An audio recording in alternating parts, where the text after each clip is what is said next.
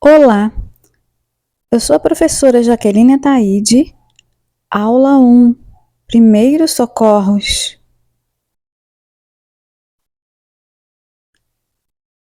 Introdução de primeiros socorros.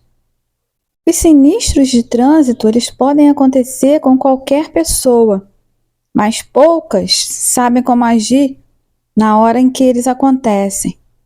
O que são primeiros socorros?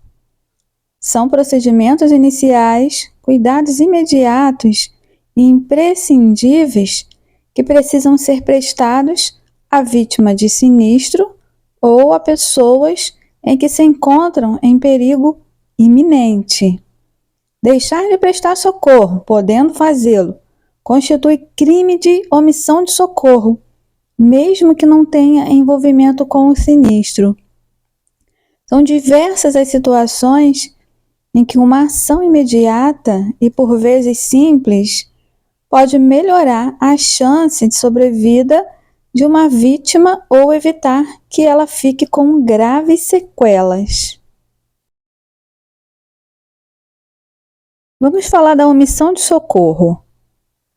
Deixar de prestar socorro, ou seja, não dar nenhuma assistência à vítima de sinistro ou à pessoa em perigo iminente, podendo fazê-lo, é crime, segundo o artigo 135 do Código Penal Brasileiro.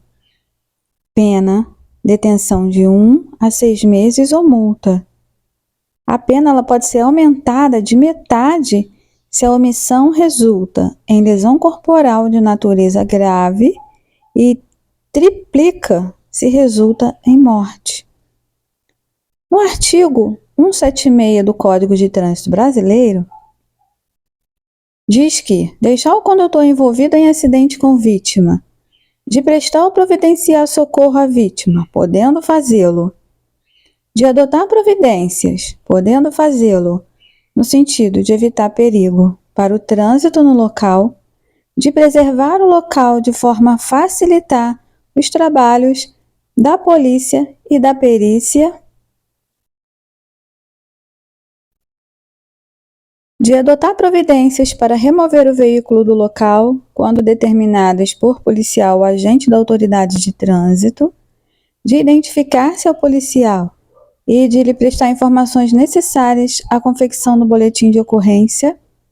É uma infração gravíssima, penalidade multa, multiplica por 5 e da suspensão do direito de dirigir. Medida administrativa, recolhimento do documento de habilitação.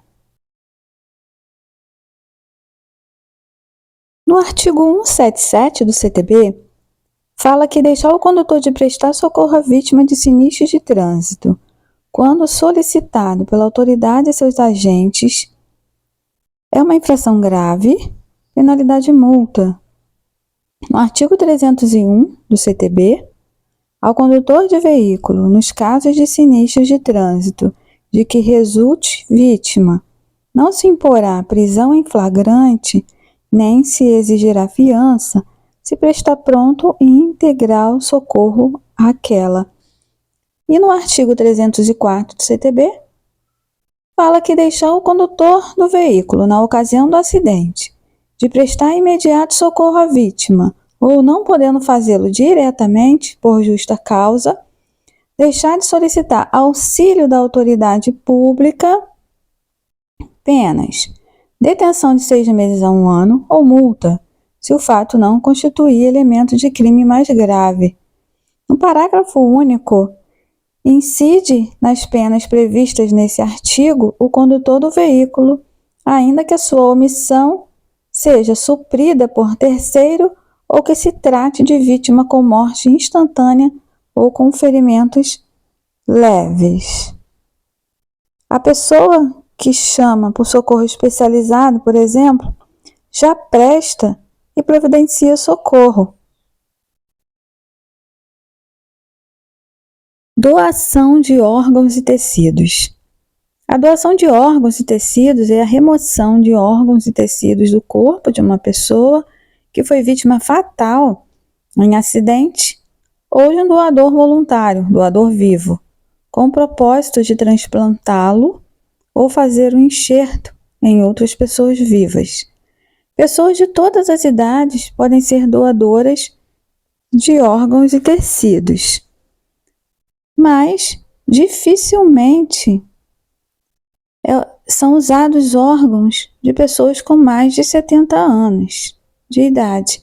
E a família é quem decide se os órgãos devem ser doados ou não, independentemente da decisão do possível doador em vida. Sequência das ações de socorro: manter a calma, garantir a segurança sinalizando o local do acidente, pedir socorro, controlar a situação, verificar a situação das vítimas e realizar algumas ações com as vítimas. Os erros mais comuns e que você deve evitar. O que não deve se fazer com a vítima de acidente: movimentar uma vítima, retirar capacetes de motociclistas, aplicar torniquetes para estancar hemorragias. O torniquete não é proibido fazer, só que uma pessoa leiga não tem a técnica para fazer um torniquete. Somente profissionais de emergência especializado podem fazer um torniquete. Não posso também dar água, alguma coisa para a vítima tomar ou comer, cheirar, nada. Cinto de segurança e a respiração. Veja se o cinto de segurança está dificultando a respiração da vítima. Neste caso, você deve soltá-lo sem movimentar o pescoço da vítima. Mas se a vítima estiver inconsciente, não deve retirar o cinto. Deixa na posição encontrada. Impedindo movimentos da cabeça. É um procedimento importante e fácil de ser aplicado, mesmo em vítimas de atropelamento. Segure a cabeça da vítima, pressionando a região das orelhas, impedindo a movimentação. Se a vítima estiver de bruços ou de lado, procure alguém treinado para avaliar se ela necessita ser virada e de como fazê-lo antes do socorro chegar. Em geral, ela só deverá ser virada se não estiver respirando. Se estiver de bruços e respirando, sustente a cabeça nessa posição e aguarde o socorro chegar. Se a vítima estiver sentada no carro, mantenha a cabeça na posição encontrada. Nessa situação, ela também poderá ser movimentada se não estiver respirando, mas a ajuda de alguém com treinamento prático será necessária. Risco de incêndio. Sempre existe o risco de incêndio. Ele aumenta quando ocorre vazamento de combustível. Nesses casos, é importante adotar alguns procedimentos. Afaste os curiosos. Se for fácil e seguro, desligue o motor do veículo acidentado. Oriente para que não fumem, acendam fósforo ou isqueiros no local. Se possível, desconecte a bateria, pegue o extintor de seu veículo e deixe-o pronto para uso, a uma distância segura do local de risco. Se houver risco elevado de incêndio e principalmente com vítimas presas nas ferragens, peça a outros motoristas que façam o mesmo com seus extintores até a chegada do socorro. Sinalização do local do acidente. As distâncias para o início da sinalização, elas são calculadas com base no espaço necessário para o veículo parar após iniciar a frenagem, mais o tempo de reação do condutor. Assim, quanto maior a velocidade, maior deverá ser a distância para iniciar a sinalização.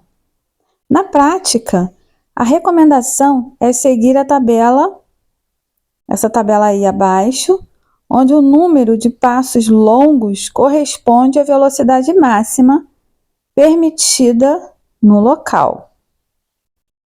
Na tabela, a distância do acidente para início da sinalização.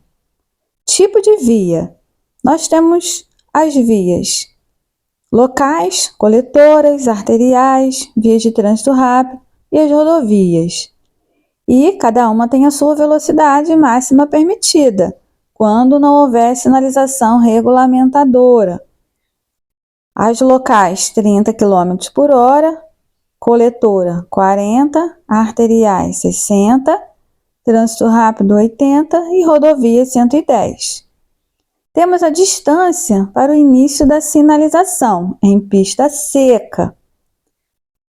Se a via for de 30 km por hora, 30 passos longos dados por um adulto.